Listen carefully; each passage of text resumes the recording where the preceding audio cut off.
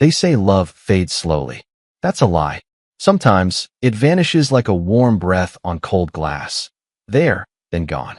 It started small, subtle, like the change in seasons. You don't notice the leaves are dying until they're already on the ground. I remember walking through the door one night, the familiar creak of the hinges announcing my arrival. Before, she'd look up with that radiant smile, her eyes lighting up like I was the best part of her day. But that night, hell, for the past several nights, her eyes never left her phone. No hey babe, no kiss, not even a glance. She sat curled on the couch, legs tucked under her, screen glowing against her skin. The room smelled faintly of the chicken curry she used to love cooking. Our playlist, Miles Davis, soft sax and low trumpet, was still playing in the background like some sick joke, a haunting echo of better days. Hey, I said, shrugging out of my jacket. MMHM, she replied, thumbs still dancing across the glass. The conversation ended there. Dinner used to be sacred. We'd talk about our days, vent, laugh, sometimes argue, sure, but it was ours. Now, she'd plate our food like a waitress, sit across from me, and scroll. I try to spark something. How was work? Remember that trip we talked about? You want wine or just water? But her responses were clipped, vague, hollow. Sorry, she'd mutter, eyes never lifting. Just work stuff. Work. That was the new lover in our house. She'd just gotten promoted, a senior project lead. I was proud at first. She deserved it. She was smart, driven, magnetic in the way that drew people toward her, made them listen. But pressure doesn't erase warmth. Pressure doesn't make you avoid your husband's gaze or flinch when he reaches to tuck a strand of hair behind your ear. But she did. Sex? Forget it. It had been weeks. Maybe more. I had started counting, like some desperate man journaling his starvation. 37 days. 37 days since I'd felt her body melt into mine. Since I'd heard her moan my name, or better yet, whisper it. At first, I thought she was tired. Stress does that. Deadlines, office politics, long hours, it all adds up. But tired people still want. Tired people still reach out in the night, even if only for the comfort of skin on skin. She didn't. She lay stiff beside me, her back turned, breathing shallow.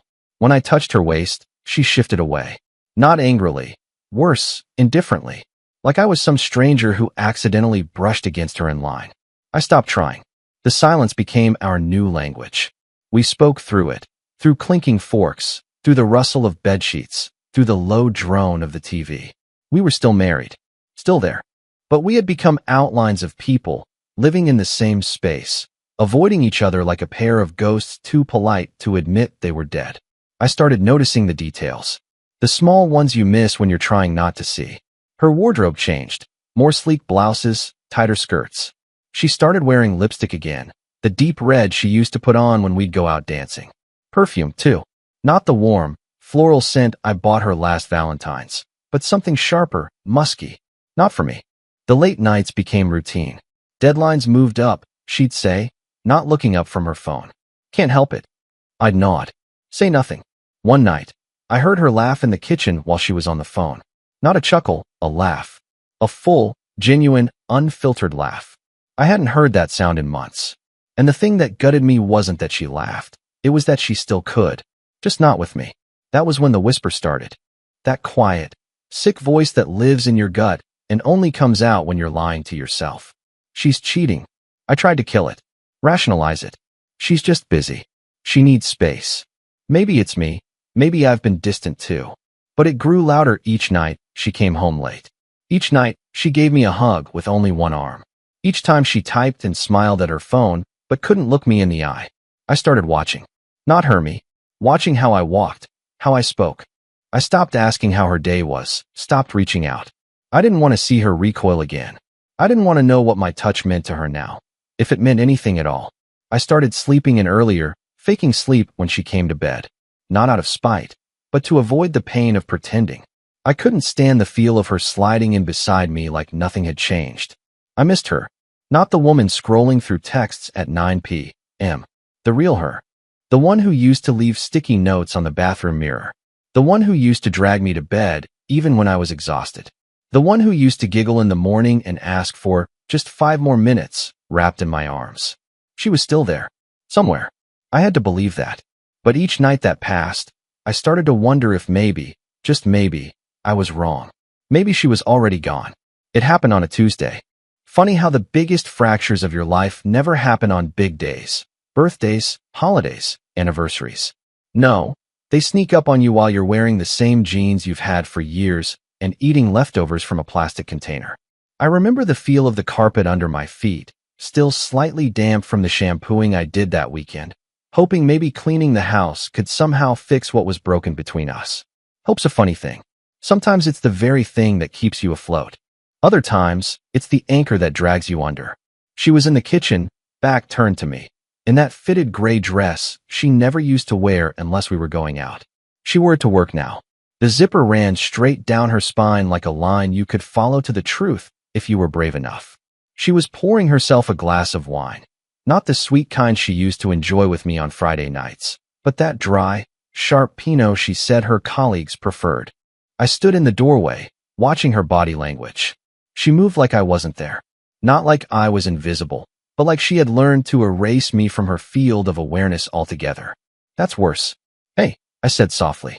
She flinched, not from fear, but from irritation. I walked up behind her, put a hand on her waist, gentle, cautious, the way you touch someone when you're not sure they still belong to you. Her body tensed immediately. Shoulders locked, spine straightened. She didn't turn around. I just missed you today, I said. A beat of silence. Then came the words. Don't touch me. Not angry. Not scared. Cold. The kind of cold that makes you realize you're not just losing something. You've already lost it. I pulled my hand away slowly, as if it had landed on ice. I took a half step back, staring at her in disbelief. She finally turned then, her eyes not meeting mine, instead flicking past me like I was something to be stepped around. I'm not in the mood to play wife tonight, she added. And that broke something in me. She could have said she was tired. Could have lied, like before. Could have come up with any excuse. Stress, a headache, work drama. But she didn't. She wasn't trying to hide the truth anymore. She just didn't care if I heard it. Play wife. I echoed, trying to hold my voice steady. That what this is now? A role? She didn't answer. Just sipped her wine and looked away, as if my heartbreak was background noise to whatever was happening on her phone screen. I stood there for a long time, hoping she'd look at me. Just once. Give me a flicker of recognition. A glimpse of the woman who used to curl up next to me and whisper about growing old together. But there was nothing. She was already gone. Her body was there, beautiful, familiar, but the soul behind her eyes was nowhere to be found. So I did something I didn't plan. I didn't yell. I didn't throw the wine glass or demand answers. I just stood there and breathed in the last fumes of something that used to be love. Then I said it. You won't have to anymore. That made her pause. Her brow furrowed slightly, like she wasn't sure what I meant. I didn't clarify. I just turned, grabbed my keys from the hook by the door, and walked out. No bag. No plan. No drama. Just silence. I didn't slam the door behind me. I let it close on its own, slowly, with a soft click that felt louder than any fight we'd ever had. It was funny. Outside, the air was warm. Late spring, thick with humidity.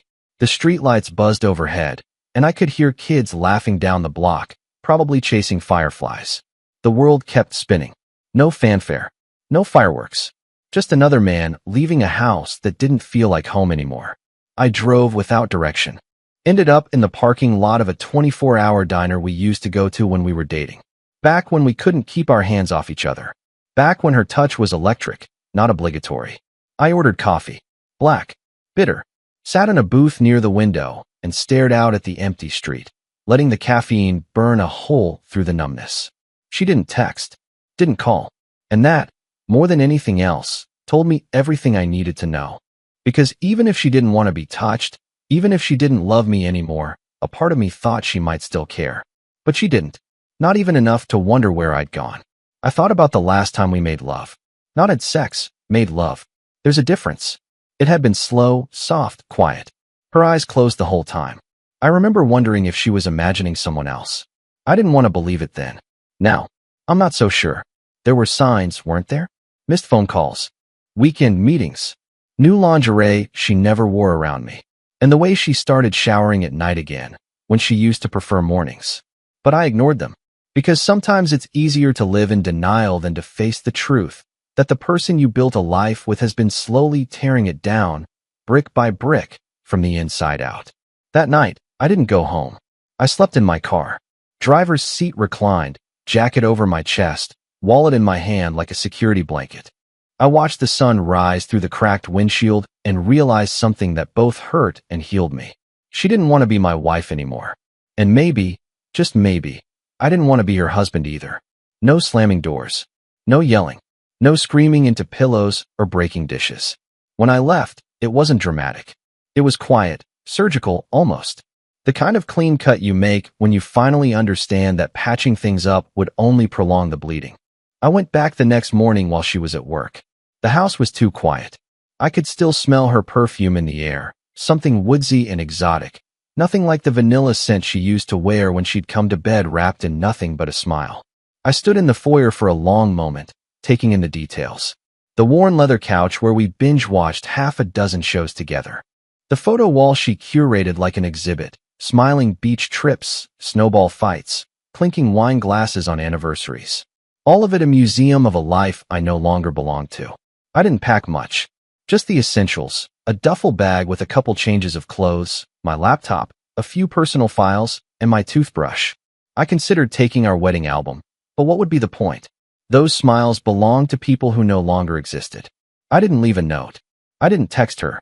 I just walked out, locked the door behind me, and dropped the key in the mailbox. There was a strange stillness that followed, like the moment after a deep exhale, when the body isn't sure whether to inhale again or just stay empty. I crashed at my friend Liam's place. He didn't ask questions, just nodded when he opened the door and pulled me into a hug that lasted a second too long. "You good?" he asked, even though we both knew I wasn't. "I will be," I said. That night, I lay on the pull-out couch in his guest room, staring at the ceiling fan spinning lazily above me.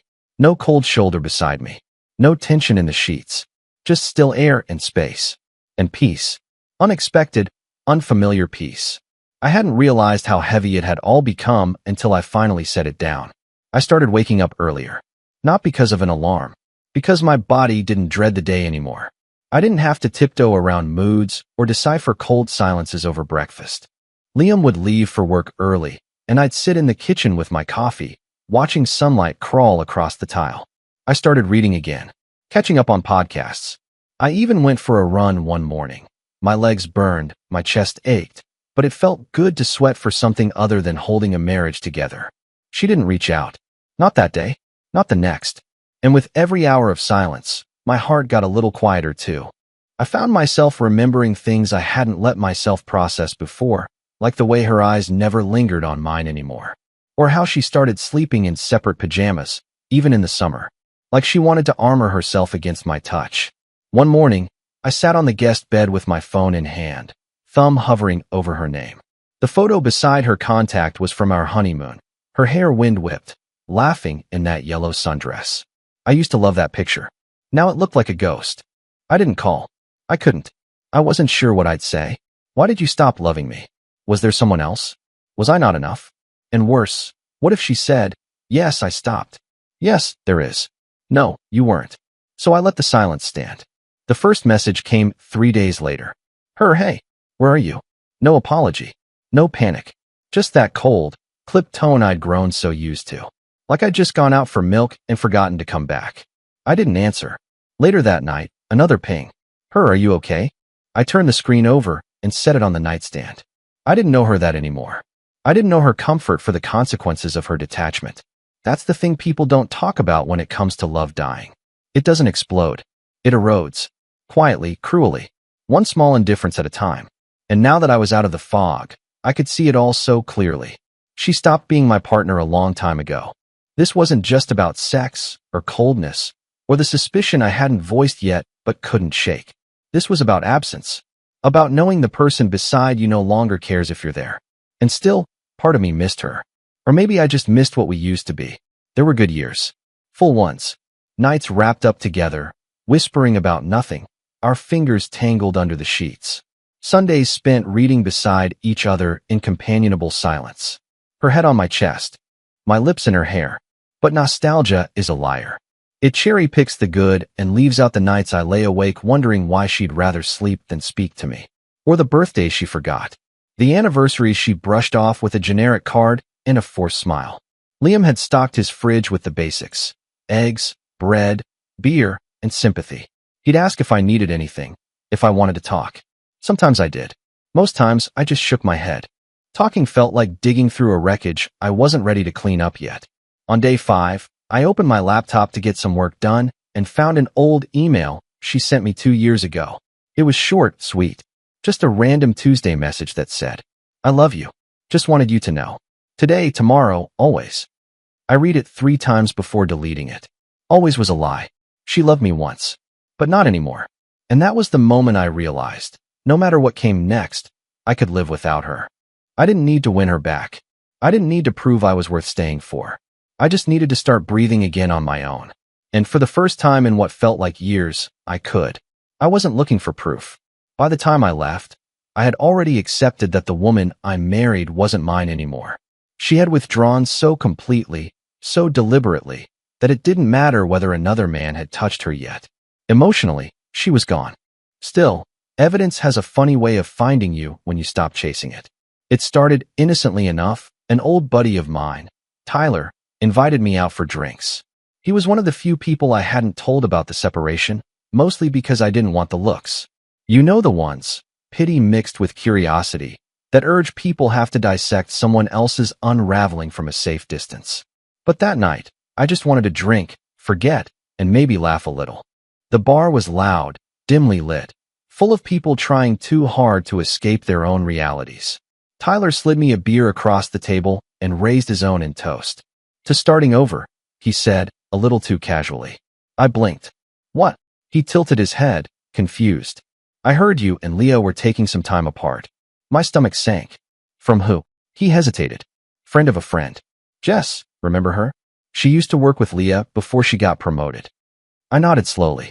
"What did she say?" Tyler glanced around like we were being watched. Just that things were weird at Leah's office. People talk, man. Especially when someone suddenly gets a bump in title and starts staying late every night. I felt my jaw clench, involuntarily. "Talk." He leaned in slightly. "Word is, there's something going on between her and her boss." "Kyle something?" I froze. Kyle. That name had come up once or twice. Leah had mentioned him casually, too casually, like she was trying to slip it under my radar. "My boss is such a mess," she had said, laughing once. "Totally incompetent, but charismatic. He's got that silver fox thing going on." At the time, I didn't think anything of it. But now, my blood felt colder than the beer in my hand. "I'm not saying it's true," Tyler added quickly.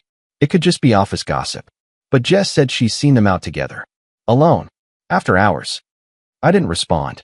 Just nodded and downed the rest of my drink like it could drown the acid rising in my throat. That night, I lay awake in Liam's guest room, staring at the ceiling again. Only this time, my mind was on fire. Her promotion, her sudden fashion shift, the late nights, the new perfume, the way she'd smile at her phone like it held something sacred. The change wasn't gradual, it was strategic. A slow, careful retreat from our life. And now Kyle had a name, a face. A role in the story I didn't want to be living. I scrolled through her Instagram account, not the main feed, but her stories. A few from weeks ago flashed by. Group photos at work, drinks clinking, those insufferable grind never stops captions. Then one caught my eye. It was a boomerang, short, looping, meaningless. But in the background, there he was. A tall, salt and pepper-haired man in a fitted blazer, standing close, too close, to Leah. His hand on the small of her back. She didn't flinch. She leaned into it. It wasn't definitive, but it didn't need to be. My gut had known long before my brain caught up. I tossed my phone across the room and lay back, eyes burning. There's a unique kind of betrayal that comes from realizing you were played not with violence, not even with words, but with silence.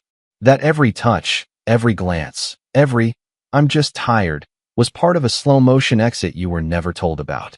And now, I couldn't stop imagining them.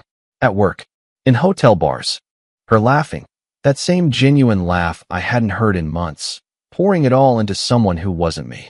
I wondered how long it had been going on. Did it start before the promotion or after? Was I part of the ladder she climbed, Just another rung she'd thanked silently before stepping higher? I remembered the night she came home smelling different. Like cologne she couldn't explain. Said she was out with the team, celebrating a successful client pitch. She'd been glowing. Not the glow of achievement, the glow of desire. Fulfillment. A look I hadn't seen in a long time. I told myself not to speculate. That I had no real proof. That gossip is just gossip. But your body knows the truth before your brain dares admit it. The next morning, I didn't bother pretending. I opened up her LinkedIn and found him. Kyle Ramsey, Director of Strategic Accounts. Older, charming looking. Ivy League degree, jaw like a Hollywood agent, and a smile too practiced to trust. I stared at his profile picture longer than I should have. Not out of jealousy, out of curiosity. Was this the man who replaced me in her orbit? What did he say to her that made her come alive again? What secrets had she whispered into his ear in the middle of some dim hotel room while I sat at home thinking she was still mine? And worst of all, did she ever think of me while it was happening? Probably not. People don't usually think of what they're burning when they're already warm in someone else's fire. I didn't cry. Not then. Not even later. Because at that point, grief had been replaced by clarity. It wasn't just that she had pulled away. It was that she thought I was too blind to notice. Too soft. Too forgiving. Too domesticated. But I saw it now. All of it. And even though I hadn't made a scene, even though I hadn't confronted her yet, I was no longer the man waiting on answers. I was the man preparing for war. The funny thing about karma is that it doesn't knock. It slips in through the back door and takes a seat at your table, quietly watching while the people who wronged you begin to choke on the meal they served themselves. I didn't expect updates on her life. Hell, I didn't want them. But when the universe wants you to see something, it makes damn sure you do. It started with a text from my cousin Rachel, of all people. She worked for a financial firm in the same downtown building as Leah's. We weren't close, holidays and the occasional birthday drink, but she knew enough about what had happened to check in. Her message was short. I think I just saw Leah crying in the parking garage. Alone. Not her usual vibe. You good? I stared at it for a moment. Crying? Leah? She was many things, calculating, distant, guarded, but she didn't cry. Not in public. Not in front of people. Not unless something was unraveling. I didn't reply, just tossed the phone on the couch and leaned back, staring at the ceiling. The image stayed in my mind. Her standing in the echo of a parking garage, tears running down the same face that had once looked at me like I was the only man alive. But I didn't feel sympathy. I felt stillness. Like the air had shifted. Like the storm that had torn through my life was now swirling somewhere else. Later that week, I heard from Tyler again. He wasn't subtle. Guess who's not getting invited to the corporate retreat this year? He said, beer in hand, smirking across the table. I raised an eyebrow. Let me guess. Kyle. Bingo, he said. Word on the street is someone from HR got wind of his little after-hours activities. I didn't say a word. Just let that delicious silence sit. Tyler leaned in. They're not dumb. Everyone saw it coming. The dinners, the closed-door meetings, the way Leah looked at him like he hung the moon.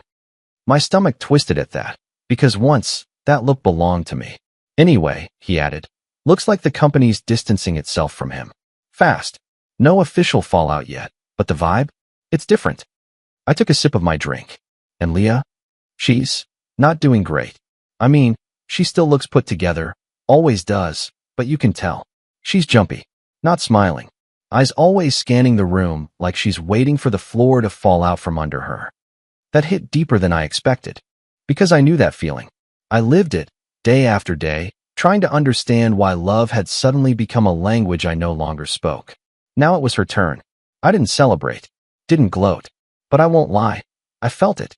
The smallest glint of justice. The beginning of a reckoning she couldn't hide behind her tight blouses and subtle lies. Because affairs, no matter how thrilling at first, always come with a price. And she was starting to realize the interest was stacking.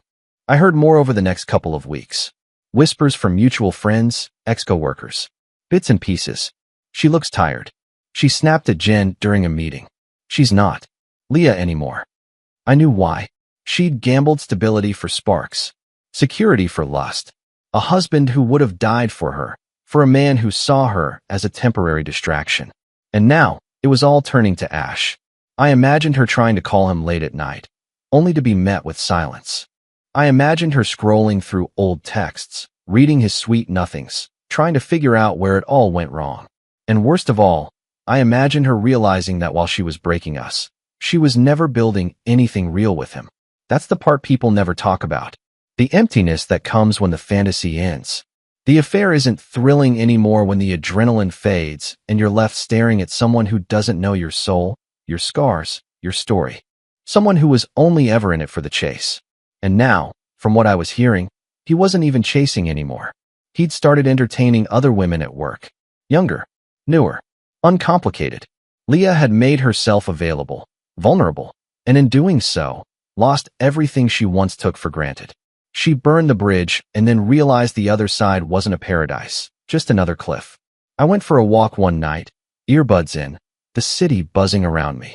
I ended up near her building, though I never intended to. Just stood across the street, watching people pour out, laughing, busy, lost in their own lives. And then I saw her.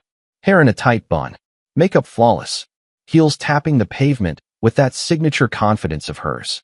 But the eyes gave her away. She looked hollow, like she was walking through a life that no longer felt like hers. Like she was searching for something she used to have, but couldn't name. I turned and walked away before she could see me. Because I didn't need her to. I wasn't standing there for closure. I was standing there to remind myself that I had survived the crash. That while she was now navigating her mess of secrets and silence, I was finally breathing clean air again. I made a promise to myself that night. No more waiting. No more wondering. Whatever came next for her was hers to carry. And me? I was ready to start climbing out of the wreckage and into something new. It started with whispers, soft at first, scattered in corners, behind closed doors. But like all things whispered in office spaces, it didn't stay quiet for long. Leah's world, the one she had so carefully curated, the polished career, the powerful boss, the image of a driven, confident woman with a promising future, was starting to crack. And the cracks were showing everywhere. I hadn't seen her in weeks, not face to face. But the updates made their way to me in fragments. A friend of a friend. A LinkedIn post that didn't mention her name when it should have. A new org chart that had her suspiciously absent. Tyler was the first to confirm it. HR's sniffing around, he said over a late-night beer. Someone filed an anonymous complaint. Not the first one. I raised an eyebrow, saying nothing. Apparently, he went on, there's been talk for a while. About Kyle. And her. How she got promoted too fast. How she got put on the Jensen account with no prior experience. People started putting the puzzle together. I leaned back in my chair, letting the quiet satisfaction settle in. I didn't need to smile. Didn't need to gloat. The universe was doing it for me. She thought she was untouchable. And for a while, maybe she was. But people noticed things.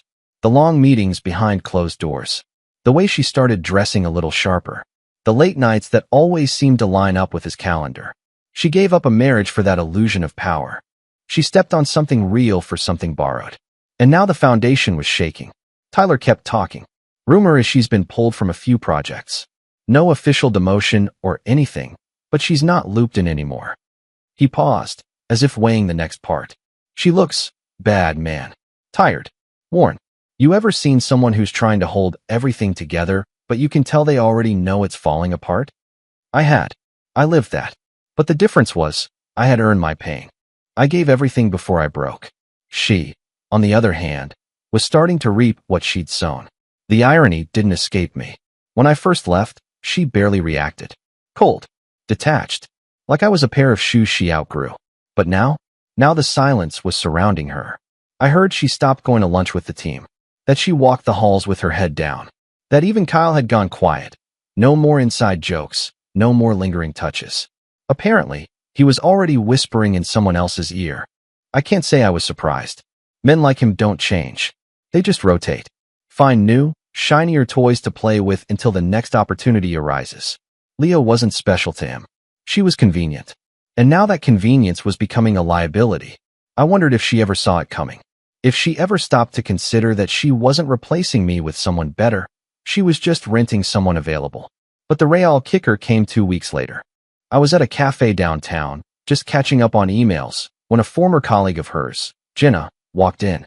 We used to double date, back in the day. She spotted me, did a double take, and smiled politely. She didn't sit down, but she lingered. Hey, she said softly. I heard about everything. I just nodded. No need to ask what everything meant anymore. I'm sorry, she added. Leah, she used to be different. I don't know what happened. Neither did I, Jenna. Neither did I. Then she glanced over her shoulder, lowered her voice. You didn't hear this from me, but she's probably getting transferred. Some other department. Out of client view. My eyes narrowed. Demotion? She shrugged. They won't call it that. But everyone knows. It's a soft landing, but it's still a fall. And just like that, I felt it again. That slow, spreading sense of rightness. Not revenge. Not bitterness. Just balance. Because I didn't do anything to her. I didn't sabotage her job, expose her secrets, or fuel the gossip. All I did was walk away. And somehow, the truth did the rest. That's the thing about betrayal. It's loud in your soul, but it's quiet in the real world. People don't always see it right away. But when they do, the shift is undeniable. I heard later that Kyle had been invited to pursue other opportunities. No fanfare. No farewell party. Just gone. And Leah? She stayed. But not as the woman she was. She became a shadow. From what people told me, she stopped wearing the bright colors. Stopped laughing in meetings. Stopped posting motivational quotes about ambition and hustle. Her fire didn't just dim, it flickered out. I should have felt sorry.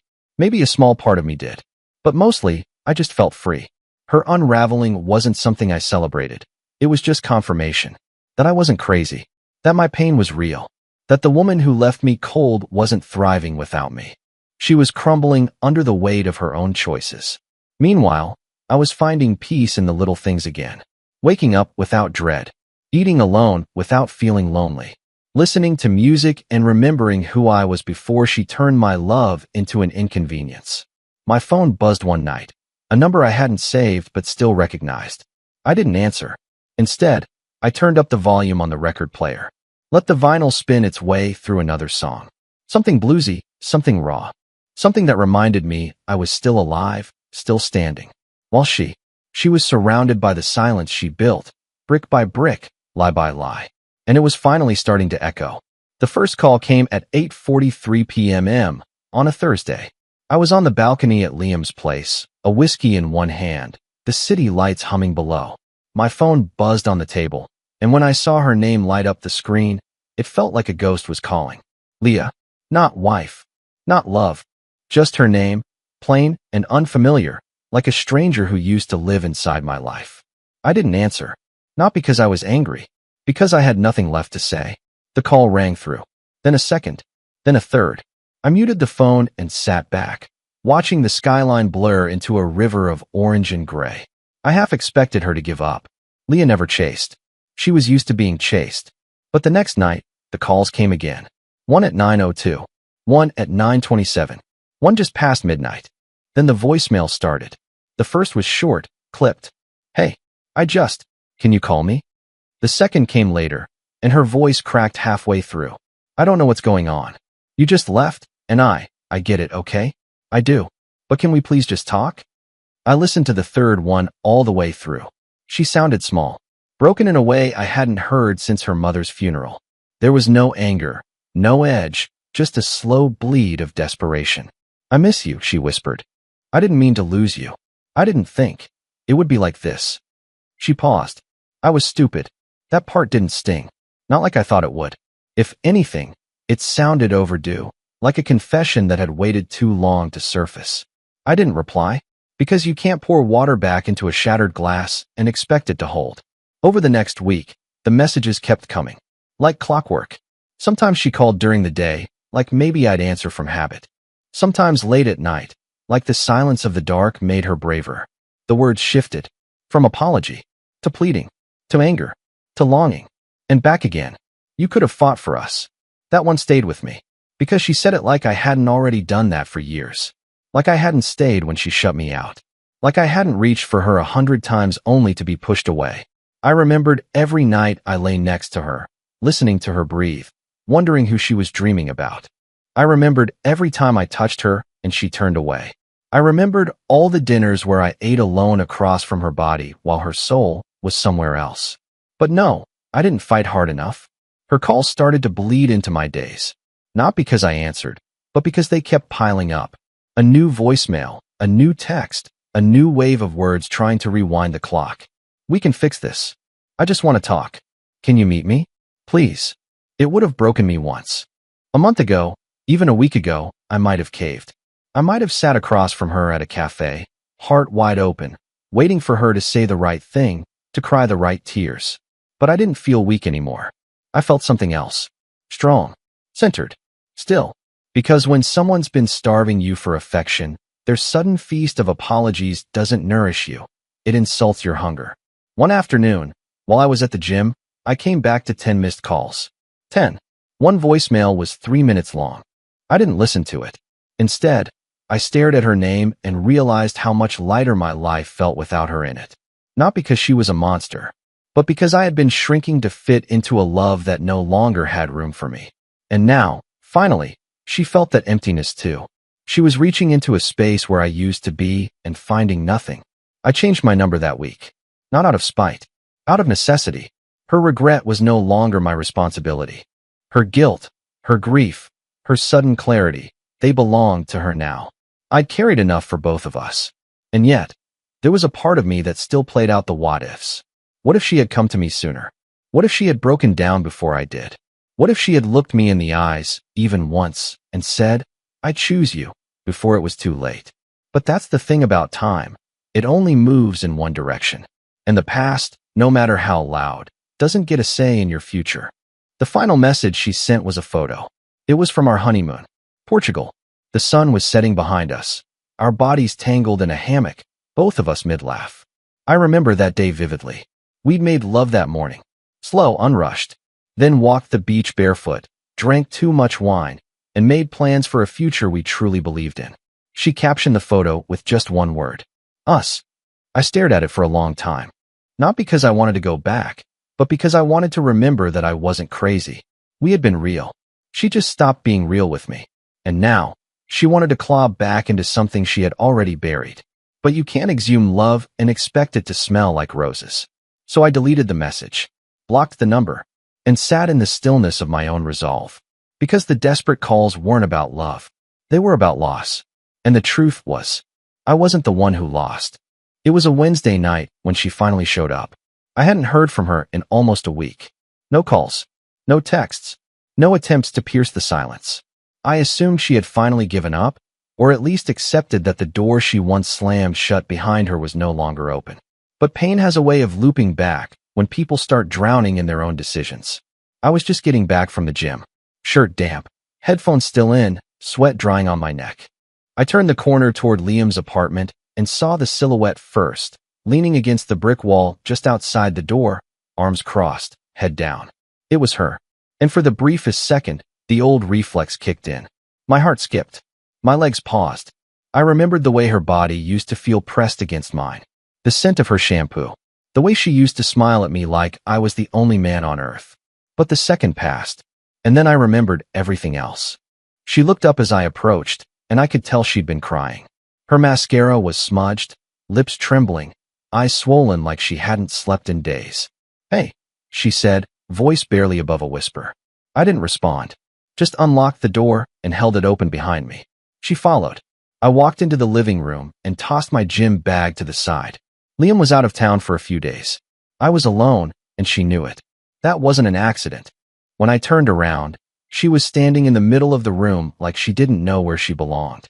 And maybe that was the first honest moment we'd shared in over a year, her finally realizing she didn't belong in my life anymore. "I've been trying to talk to you," she said quietly. I nodded. "I know. Why haven't you answered?" I sat on the edge of the couch and looked at her for the first time in weeks. Really looked. She was thinner, not in a good way.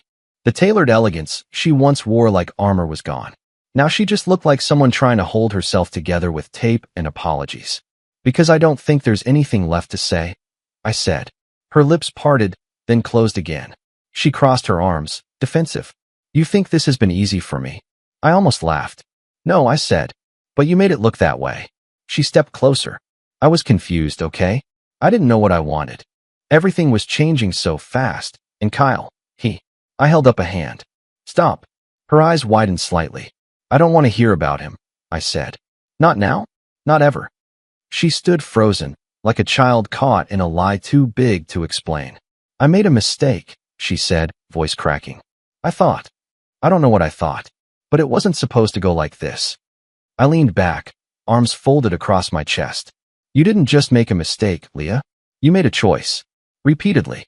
You chose to walk away, to pull back, to lie by omission. You chose him. You chose everything but me. Tears welled in her eyes. I know, she whispered. I was stupid, and selfish, and scared, and I pushed you away because I didn't know how to tell you I felt lost. I looked down at my hands. You didn't have to say it, I murmured. You showed me every single night. She walked closer, just a few feet between us now. Please, just let me talk. Let me explain. I stood, cutting the distance. No, Leah, you don't want to explain. You want to rewrite the ending. But this isn't your story anymore. Her mouth opened, then shut again. She reached out, fingers brushing my arm, but I stepped back. The silence was thick, tangible. You want forgiveness, I said. I get that. And maybe one day, I'll give it to you. But not tonight. She swallowed hard. So that's it. Yes. But we had, I repeated. Past tense. We had love. We had trust. We had a life. And then you decided you didn't want it anymore. You left long before I walked out that door. Her tears broke free, and she turned away, one hand to her mouth like she was trying to keep the pain inside. I waited. I didn't comfort her. I didn't wipe her tears, because I'd done that too many times before, and it had gotten me nowhere. Finally, she turned back to me. Her voice trembled. I thought you'd fight for us. I looked her dead in the eye. I did. Every day. You just didn't see it because you were too busy fighting for someone else. She nodded slowly, like the truth had finally landed. I don't have anyone anymore, she said softly. I know, I replied. She stepped toward the door. Her heels clicking against the hardwood echoed like gunshots in the silence. But just before she opened it, she looked back at me. I still love you, she said, tears streaking her face. I didn't flinch. I believe you, I said. But it doesn't change a damn thing. She nodded, turned the knob, and walked out. And this time, I didn't follow. It didn't happen all at once. Healing, I mean. There was no sunrise moment. No montage of me suddenly smiling in the mirror or dancing in the kitchen while making pancakes. Real healing is slower, quieter. It arrives like breath returning to lungs that forgot how to fill themselves. The morning after Leah showed up at my door, I slept in. No tossing, no staring at the ceiling. Just sleep, deep and undisturbed. And when I opened my eyes, for the first time in months, I didn't reach for my phone. I didn't check for missed calls. I didn't brace myself for guilt or confusion. There was just quiet and peace. Small, yes, but real. That day, I went to the park near Liam's place. Just sat on a bench, headphones in, watching people pass. A dad chasing his toddler. An old couple walking in sync. A woman lying in the grass with a book, her bare feet twitching to some beat I couldn't hear. Life. Uninterrupted. Uncomplicated. I'd forgotten what that looked like. A few days later, I signed up for a cooking class. Nothing fancy, just something to do with my hands that didn't involve spreadsheets or overthinking. Thursday nights, I stood in a small kitchen surrounded by strangers, learning how to properly dice onions and make pasta from scratch. It sounds ridiculous, I know, but folding dough with strangers somehow felt more intimate than the last year of my marriage. That's where I met her, Naomi. She wasn't loud or showy. No dramatic entrance. Just a quiet presence. Confident. Grounded. Her laugh came easy, and her eyes didn't scan the room for someone more interesting mid-conversation. The first time we talked, it was about garlic. I always use too much, she said, scrunching her nose adorably. Like, I treat recipes as suggestions. I chuckled. Is there such a thing as too much garlic? She looked at me, mock serious. Some people think so, but I don't associate with them. It wasn't flirtation, not at first. It was just light. The kind of light I hadn't seen in so long. I forgot it even existed. We talked during class, nothing beyond that. But her presence lingered afterward.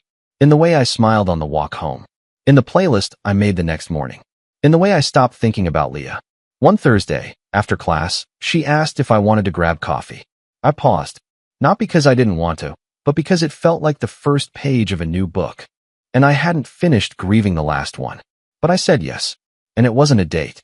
It was just two people sitting across from each other, sipping cappuccinos and trading stories. She told me about her dog, Baxter, who hated mailmen and loved cucumbers. I told her I was recently separated, not divorced, not complicated, just honest. She didn't flinch, didn't prod, didn't try to fix it. She just nodded and said, "That must be hard." And that was enough. I didn't go home with her. I didn't try to force anything. But that night, I lay in bed thinking about the softness in her voice, the kindness in her smile, and I realized something important. I didn't miss Leah anymore. I missed feeling wanted. Naomi and I kept things slow. A few more coffees. A movie. A lazy Saturday at a farmer's market where she made me try fig jam, and I pretended to love it. We didn't kiss until the fourth time we hung out, and when we did, it was like breathing. Easy, natural, no performance. I didn't compare her to Leah. Not once. Because she wasn't a replacement. She was something different. Someone who saw me, not as a failed husband or a half-healed mess, but just as a man standing in front of her, trying. The sex came later. It wasn't urgent. It wasn't about proving anything. It was warm, curious, patient. She didn't try to overwhelm me. She didn't turn it into some cinematic climax. She just held me, and I held her, and for the first time in a very long time, I felt whole while skin touched skin. And afterward, when we lay there in the quiet, I didn't think about who I used to be. I didn't mourn the man who begged his wife for intimacy she rationed like a privilege. I didn't feel guilty. I just felt, here, alive, present. In the days that followed, Leah texted me again, just once. A single line. "I hope you're okay." I didn't respond. Not out of spite, but because I was okay. More than okay. I was walking a new path, one paved not with revenge or regret, but with intention. I started journaling again, reading more. I volunteered at a local shelter, spent time with my nephews, reconnected with friends I'd neglected while buried in the fog of my old life. And with every small choice, I reclaimed another piece of myself. I realized I didn't need closure from Leah, because I'd already closed that chapter the night I refused to let her rewrite our ending. And now, I wasn't writing some epic love story with Naomi. Not yet.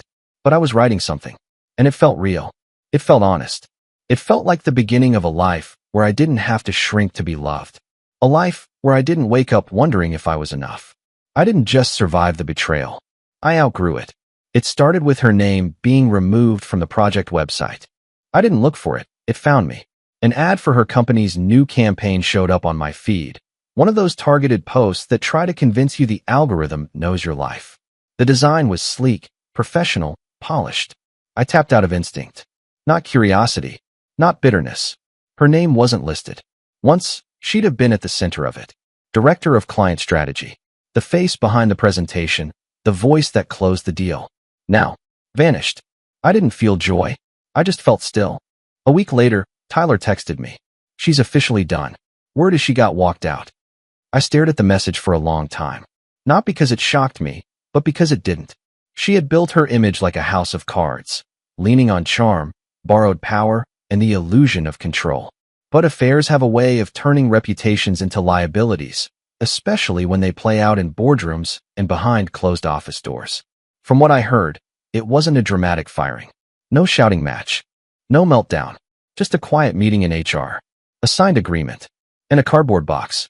Still, whispers followed her out. Co-workers who once envied her avoided eye contact in the elevator. The same women who clinked glasses at happy hour now gossiped about poor decisions and inappropriate relationships. No one came to her defense. Not even Kyle, who, from what I could gather, was already 6 cities away working for another firm. She was alone. Truly alone. And as poetic as it was, I didn't gloat. I didn't toast to karma. Because I'd learned something in the aftermath of her betrayal. Collapse isn't always loud. Sometimes it's just the sound of a phone that never rings back. Naomi and I had just finished dinner at my place. Simple stir-fry, music playing low, her barefoot on the kitchen tile, dancing as she washed dishes. I saw the email notification pop up on my laptop as I cleared the table. From Leah Grant. Subject, just one thing. I didn't open it right away. I poured myself a glass of wine. Sat on the balcony. Let the night cool my skin. Naomi joined me, curling up beside me with her legs tucked under her, reading something on her phone, completely unaware of the ghost trying to sneak through my inbox. When she fell asleep later, curled into my side, I finally opened the message. "I lost the job. I'm not telling you because I want sympathy. I'm telling you because you were right. About all of it." It wasn't real with him. It never was. I was chasing something I couldn't even name. Maybe attention. Maybe validation. Maybe the feeling of being desired again. But it was hollow. I think about the way you used to look at me. Not just with lust, but with belief.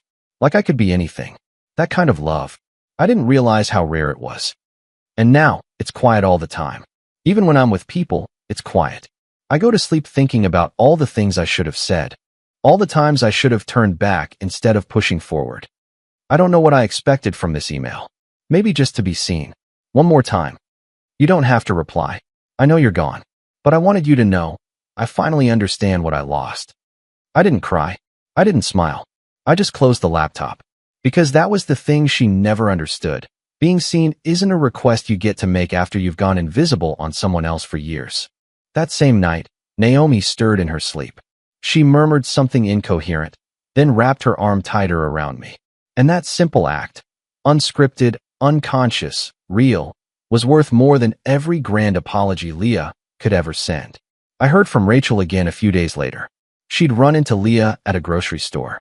She looked rough, she said. Hair pulled back. No makeup. Sweats. Like someone who didn't care if she blended in anymore. Did she see you? I asked. Rachel nodded. Yeah. We made eye contact. She smiled. But it didn't reach her eyes. Just kind of sad. That word stuck with me. Sad. Not broken. Not angry. Just sad. She wasn't fighting anymore. She wasn't even pretending. She had become the version of herself I'd been facing for the last year of our marriage. The withdrawn, disconnected woman I used to beg to love me again. But now, there was no one left to beg. Her life had narrowed into silence.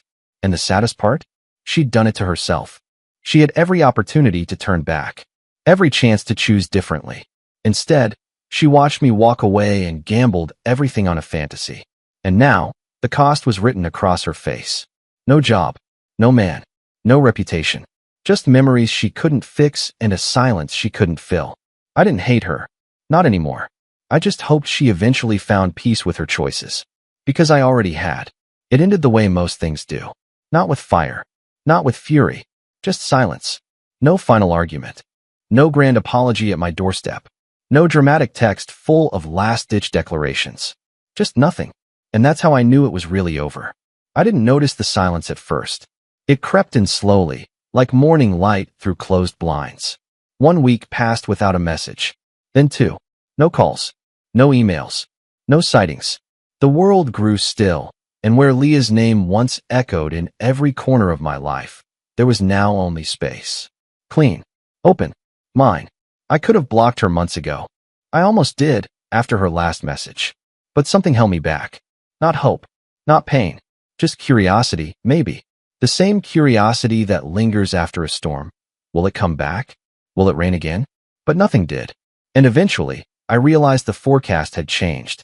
Leah had disappeared from my life as quietly as she faded from our marriage. No final door slam. No confession under tears. She just stopped showing up. And that, in the end, was her truest self. Always vanishing when presence was needed most. One night, I opened my phone, scrolled through old contacts, and hovered over her name. Not to message. Not to reread the last words. Just to look. Then I deleted it. No backup. No export. Just gone. Her number. Her email. The last photo of us buried deep in an album I hadn't touched in a year. Erased. It wasn't an act of revenge. It was an exhale. Naomi was in the next room, humming softly as she organized her weekend trip with friends. She wasn't the kind of person who clung or hovered.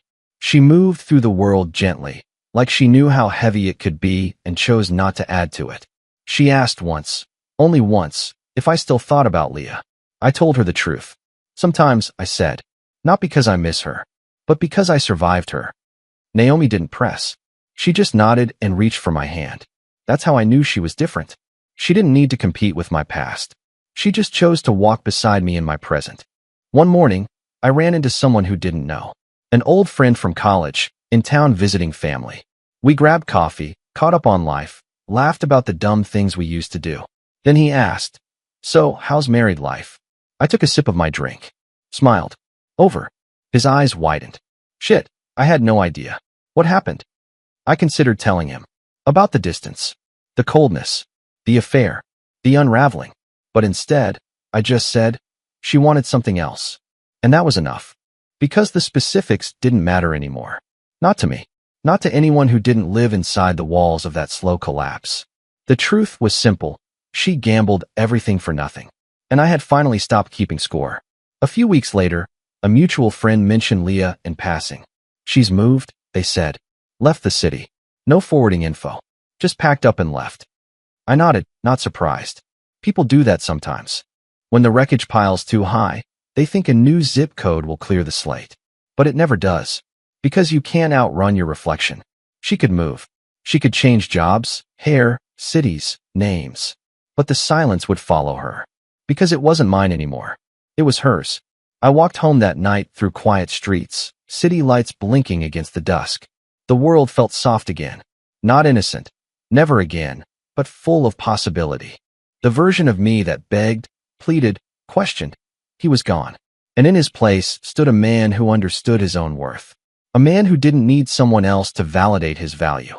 A man who learned that love isn't about chasing someone who walks away. It's about standing still and letting them go. The next morning, I woke early. No alarm. No weight in my chest. Just breath.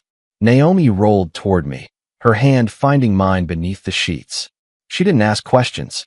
She never had to. She saw me. The real me. And I finally did too.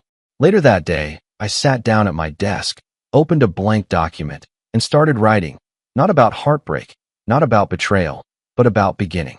About rediscovery. About the long road back to yourself. It wasn't a grand novel. Just a journal entry. I am not what she left behind. I am what I found afterward. It felt good to write that. True. Complete. And as I closed the laptop, I realized the silence didn't scare me anymore. Because now, it belonged to me.